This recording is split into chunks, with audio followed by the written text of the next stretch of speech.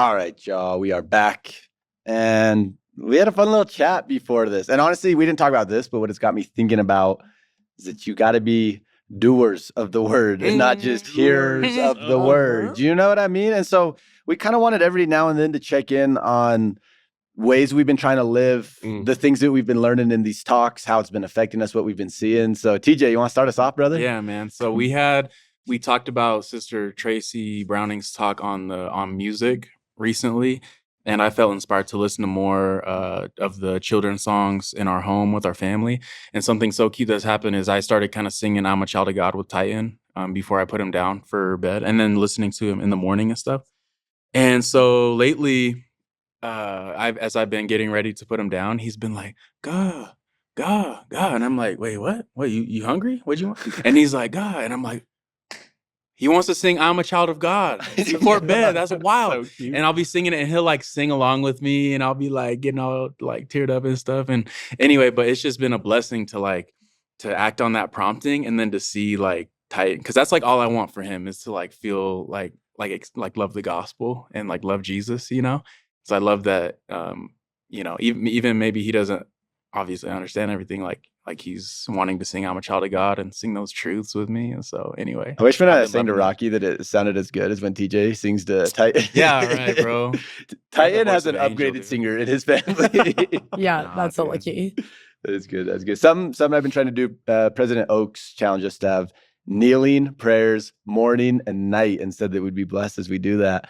Jay and I have never had morning kneeling prayers. We just have very different morning schedules. Yeah, and like you wake up at 2 a.m. Yeah, to like go it's- attack the world, like living your It's purpose. never happened, but it's happened every day this last week, and I Aw. can't say I've seen crazy changes yet, but I'm proud of us. I'm proud that we've been taking the words of the prophet and we've been living them, and I actually really do believe that we are going to see blessings from that. So I've been happy about that. Can I do a quick one real quick? Whoa, that sounded fun. I think President Oak said family should garden together. Please tell me you started I a bought garden. 2 plants. I'm about to be that gardener husband, baby. It's gonna go crazy. I'm taking care of these This man plants needs a right now. wife immediately. Holy! My plants look good. I've been Just watering now, those it's things, just and I'm like, now. I'm gonna be master gardener, baby. I've never seen Hollis look more proud No, in my look at life. it. Go look at my room right now. There's a little more green. Wait, but like, what's your plan? It's like a type of bamboo type thing. That makes sense. Okay. Yeah, it's Okay. kinda cool. Okay. I got it at Lowe's. Dude, that's sick. That's bro. really fun. I'm really happy so for happy you. for it. Wow. Like, I'm following the prophet. You are, and I love that, Welcome to This is Kingdom, a Good News Brand podcast. This is Grace. This is Talon. This is TJ. This is Hollis. And this week we're talking about No One Sits Alone by Elder Gong. Okay, so the tragic thing about this talk is the one thing that's most memorable is like really sad. Like it's like a really sad, tragic story. And I'll never forget this I story, know. honestly.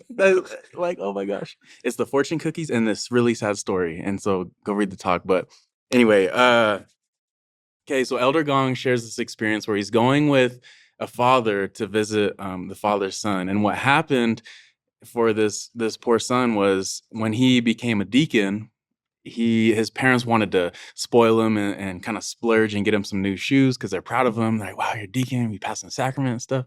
And so they get him these shoes and they're nice and they're new, and he goes to church. And I don't know if it was because they weren't like that nice brand that was cool, or like the Zombas. Is the Zombas what the people wear now? Sambas. Yeah, like Sambas, or you know what I'm saying? It wasn't like that trendy, nice shoe. And these boys at church just like made fun of him. They're like laughing at him. They're making fun of like the style and the fashion of the shoes. And it's so sad because this poor little boy is like, I ain't going back there. No way. And he stopped going. And it had me thinking like, man, what makes it so easy to find ourselves in this situation? Because I know that this story is not unique just to this boy. It's for everybody and all of us. And maybe even people listening, maybe you've been the boy in the story being made fun of. And maybe you've been on the other side, right? Or maybe you've been on both. Because usually what happens is sometimes you're the boy and then you're like, I don't want to be this boy getting made fun of. I'm gonna get on the other side. And it had me thinking like, man, why is it easy to do that? And what do we do? And one of the reasons I think it's so easy to find ourselves in these situations is it's easy to perceive like a lot when we have a lot of differences with people, especially how the world would view difference in styles and clothing, how you talk. It's easy to either not connect or even to tease or make fun of. But what Jesus and his teachings offer us is a truth that we all have something so powerful in common, is that we all have the same heavenly parents. We have divine DNA in our blood, in our spirit, and we've all been given a God-given gift, calling, and purpose to gather Israel and to gather all of God's children to him. And so my thought is if we can better focus on and embrace these truths that unite us and that connect us, it can help us have less of those situations that are sad, that are tragic, that are hurtful. Okay, this is, if I were to make a list of things that I'm extremely passionate about, I would put this on a list, and it is seek and ye shall find. Whatever you look for, you will find. And I believe it about stages of life. If you are in college, I promise you can find things to complain about. You can find things that are rough, that are bad. And I also promise you can find things that are beautiful and unique and special and really good about that time. And I believe that about any situation, any spot you're in life. And I really believe that about people. I really think in any person, if you really thought about it, you could find things to critique. You could find things to be annoyed by. You could find things to make fun of, whether it's how they look or how they talk or how they do things. And I fully believe in every single person, you could find something to hype up and something beautiful and something unique and something special. And I really think we need to train our brains, because I think a lot of our brains, we just go to the negative, or we go to the differences, right? Or we go to the issues. And I think sometimes when we do that, if we could tear someone down, it makes us feel better about ourselves. But the long-term effect of that is not actually good. If you become the kind of person that every time you have an interaction with someone, you're looking for ways to build them up, and you're looking for ways to build bridges, and you're looking for ways to connect, you are going to have a life that's so rich and so full of beautiful relationships. And I just think if that becomes the way that we train our brain and we really are intentional about that, it's going to change all our relationships. I love that you were bringing that up, Tal, in a list form too, because I love lists. And I want to talk about kind of the results of that and why I'm so passionate about this list. And I think it's called like the Maslow's hierarchy of needs. You know what every human needs to like fully function. And it starts at the bottom where it talks about like food, water, and shelter. But the three things after that are really interesting of what every human needs. And that human needs to matter, belong, and feel safe. And when we're critiquing, when we're finding these lists of ways to maybe put other people down, those three things are not fulfilled. And I think it's such a big reason why there's such this epidemic of loneliness. I think it's such a big reason Elder Gong's like, no one can sit alone, because you have no idea how much sadness that brings to someone, how hard it is for someone to sit alone because they're not feeling safe, they don't feel like they matter, and they don't belong, and they can't fully function and be their best and follow Christ. And I hope we know more of the why of how important it is that we find that list of ways to hype people up, to seek out the one, to really sit with those who are lonely. And some of the best advice we can be given at this stage of the world right now is sit with that person who is alone. Sit with that person, because half the time, like Iring said, more than half the time, that person is probably going through something so hard. And you have no idea what they're going through, but better to be safe than sorry and be with that person. Okay, well, I don't know why I'm doing this so much lately on the podcast, but maybe it's just because I'm feeling really tender about it. I don't know. But I actually really think that one of the most powerful things that has happened in my life is because of this podcast, and it's because of knowing the three of you.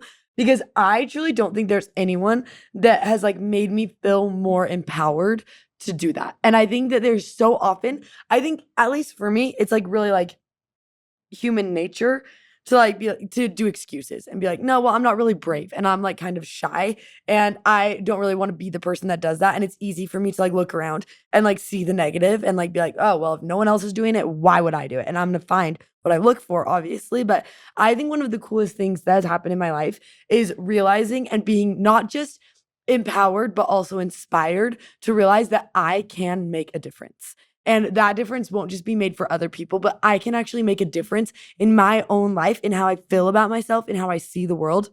And that can influence other people. And I think that's been really cool, is that I feel like you guys have built me up in a way that, like, when I see you and when I'm with you, I want to go out and be better. And I realize about myself, like, oh, I actually can go sit by other people at church that I've never sat by before, and I can talk to them and I can be their friend. And I actually can reach out to people and not feel like it's going to be weird or embarrassing. And I actually can go out of my way to, like, talk about God and Jesus in conversations. And I don't need to be embarrassed or shy about it. And I think what's cool is, like, I think that's been the biggest blessing to me. But, like, I hope you realize that if you're listening, is that, like, you actually can. You actually can go sit by people who don't have anyone sitting by them. You can actually be the first person to speak up when other people are saying mean things. You actually can stop the conversation. And it's not embarrassing, and you don't need to be weird about it. You actually can make the difference, and that actually can change someone's life. And I wish I could just, like, grab every single person by the shoulders and, like, look them in the eyes and tell them, like, you are capable and you are strong and you are brave. And, like, I don't know why I'm giving you affirmations, but it's because I want you to realize, like, everything they're talking about is within reach. You just have to choose it. You have to choose that you can, and everyone can. That was, like, I don't That's really so know if good. that, like, made a lot of sense, but I just feel like you guys did that in my Made life. sense And, to like, me. That was I'm like, fire. I'm like, Made sense to me, no, too. it's just I like, I love just that. want people to get it, you know? Yeah. Yeah.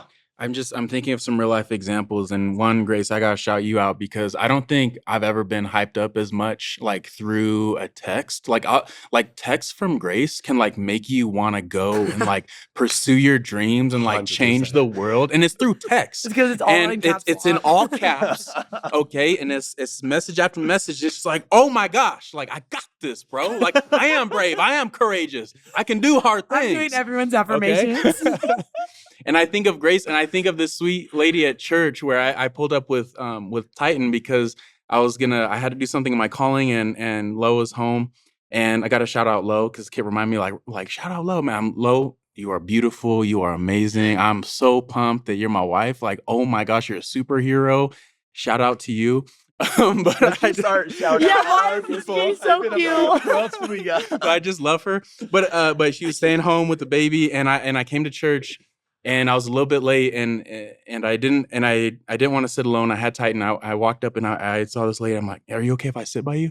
And with my son, and she's like, "Oh my gosh, can you guys please sit by me? And please, I have snacks and treats and puzzles, and please sit by me. I want to give these to your son." And I was like, "Oh my gosh!" And I felt so special. And when he was running up and down the rows, freaking out, and she showed him, "Hey, you want this little toy? You want the puzzle?" And he came in, and I was like, so grateful for that lady, man. And then when we were trick or treating for Halloween, my bishop, he's a beast, and he had, like, pizza out while he was while we were getting candy and stuff. He had pizza, and people were gathering there. And shout out to Kit too, because Kit be throwing parties in her neighborhood, gathering people, blessing lives. Kit's out here gathering and building the kingdom in her way. Okay, I just feel like shouting out. But my bishop, the way that he talks to me and, like, says what's up and is nice and is cool with me. I was on the drive home. I asked Lo, I was like, man, I wonder if he just, like, really likes me, or if he's just like that with everybody. Like, I want people to It's talk. just you, TJ. It's just you. I know, like, that was a little selfish. But I'm like, I want people to think that about me. Like, I want people to be like, man, I wonder if TJ just really likes me, or if he does that with everyone. Because I think that's, like, Jesus, bro. Like, I feel like that's Jesus. Like, Jesus has that impact on us where sometimes, and Grace talks about all the time, like, I'm God's favorite. And like, Jesus has such this impact on us when we open our hearts and our minds and our lives to him, where we're like, man, he is so good. Is he just so good to me, or is he like that with everybody? And we know he's like that with everybody. But that's the type of person I want to be. Well, man. and I think when you start focusing on the good in people, you start focusing on the gifts and the greatness and the special part of people, and you start pointing that out more and more, you become the kind of person that makes everyone feel like you're their favorite. You know what I mean? And I want to share this line. I don't know if I've said this on the podcast or not. It's a line that I share a lot that I think is a game changer in so many different settings, and it's seek to bless, not impress. And the reason why is if you walk into church or to school or to work or to any social setting and your goal is to impress, you will be insecure and you'll probably be a little more awkward and you won't be your true self. But if you walk into any of those same settings and your whole focus is how do I bless, you will walk in so much more confident. and you will walk in and you will be that difference maker that Grace was talking about. If your goal is to bless, not impress. It doesn't matter what other people are thinking about you. What matters is how you help other people think more highly of themselves. If you don't walk as most people do, some people walk away from you, but I won't. I won't. forgot about this. If you don't talk as most people do, some people talk and laugh at you, but I won't. I won't. I'll walk with you, I'll talk with you. That's how I'll show my love for you.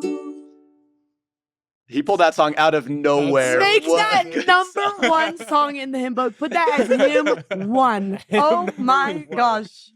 See you next week. That was so good.